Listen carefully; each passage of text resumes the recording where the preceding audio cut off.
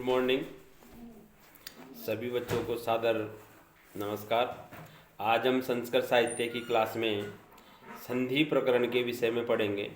माध्यमिक शिक्षा बोर्ड अजमेर के द्वारा जो पाठ्यक्रम 40% किया गया, उस पाठ्यक्रम में संधि प्रकरण को भी स्थान दिया गया है और संधि प्रकरण में सिर्फ स्वर संधि को स्थान दिया गया है। स्वर संधि से संबंधित प्रश्नोत्तर ही माध्यमिक शिक्षा बोर्ड परीक्षा 2021 में पूछे जाएंगे और हमें इसी प्रकरण को अच्छे से तैयार करना है। संधि प्रकरण मुख्य रूप से शब्द है संधि। संधि शब्द का जो शाब्दिक अर्थ होता है वो होता है मेल, मिलाप या जोड़ करना या मिलाना, जोड़ना। जो भी हम एक समझ सकते हैं या कह सकते हैं वो शब्दों का अर्थ ये है। मुख्य रूप से संधि का मतलब होता है जोड़ना, किसी चीज़ को जोड़कर एक नया रूप प्रदान करना, उसको मिलाना, जो मिलने के योग्य होते हैं। मिलाप, मेल और संधि किनकी होती है? जो एक दूसरे से मिलने के योग्य होते हैं। अब हमारे मन में प्रश्न पैदा होता है कि संधि का मतलब है शब्दों को मिलाना, लेकिन ऐसा नहीं है।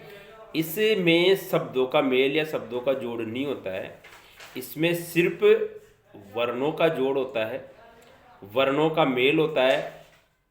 दो या दो से अधिक वर्णों को एक साथ मिलाया जाता है और उन वर्णों को मिलाने पर जो एक नया विकार आता है उस विकार को संधि कहते हैं। संधि में हम इस संधि के प्रकरण में मुख्य रूप से हम पढ़ेंगे संधि का अर्थ क्या है, संधि की परिभाषा क्या है, संधि करना, संधि विच्छेद करना, संधि और समास में क्या अंतर है और विशेष रूप से संधि के प्रकार। ये सब हम धीरे धीरे इस प्रकरण में आगे बढ़ते जाएंगे तो पढ़ेंगे।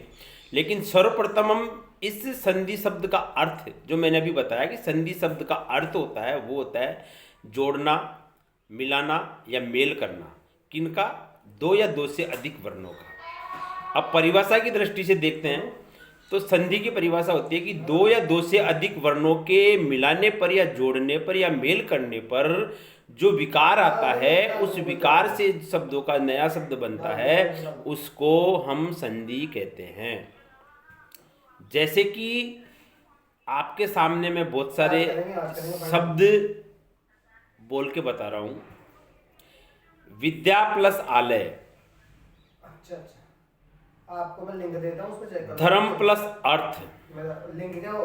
अरे वो बोर्ड, मुनि प्लस इंद्र, तो उसके बोर्ड की साइड पे देख लो ना, खोल के देख लो। देव प्लस इंद्र, वो है पासवर्ड, वो है मुकेश 1981, ऊपर 12513 हरे प्लस ए और नीचे मुकेश 1981, गणेश, मुनेश आदि ऐसे शब्द।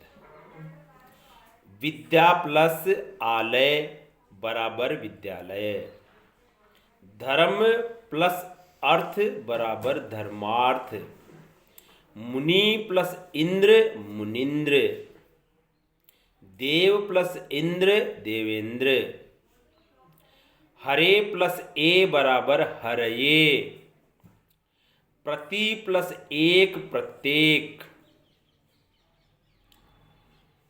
गण प्लस ईश गणेश। ये सब शब्द हम सुन रहे हैं। एक एक शब्द को समझने की कोशिश कीजिए कि धर्म प्लस इंद्र, धर्म प्लस अर्थ, प्रति प्लस एक, विद्या प्लस आलय। इन सब शब्दों को हम ध्यान से देख रहे हैं।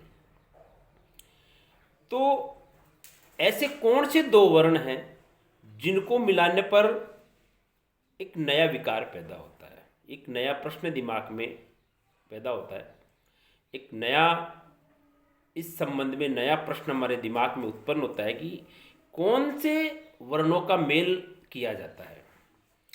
तो उदाहरण के तौर पे हम देखते हैं धर्म प्लस अर्थ। धर्म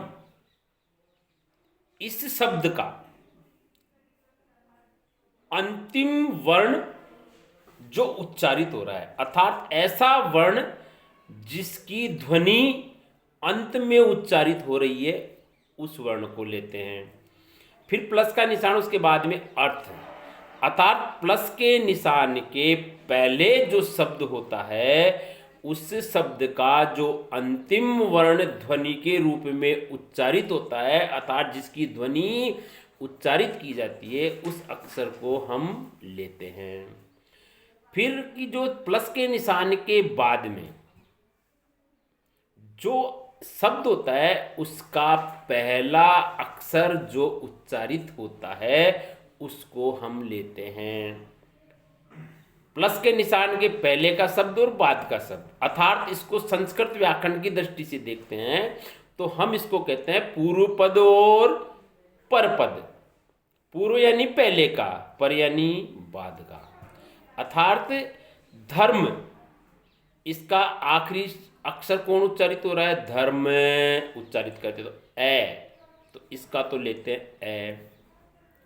ऐसे ही अर्थ का पहला अक्षर आ रहा है ए, दोनों समांतर है ए और ए, अर्थात धर्म, इसको हम लिखते हैं धर्म ए, धर्म मैं के नीचे हलंत, उधर है अर्थ, तो अर्थ में से ए चला गया तो बच गया रथ। अब हम इसको पढ़ने की दृष्टि से या समझने की दृष्टि से ऐसे भी लिख सकते हैं, आप सब लिखना इसको कि ध रे के नीचे हलंत, मैं के नीचे हलंत। सिर्फ मैं समझने की दृष्टि से आपको लिखा रहा हूं।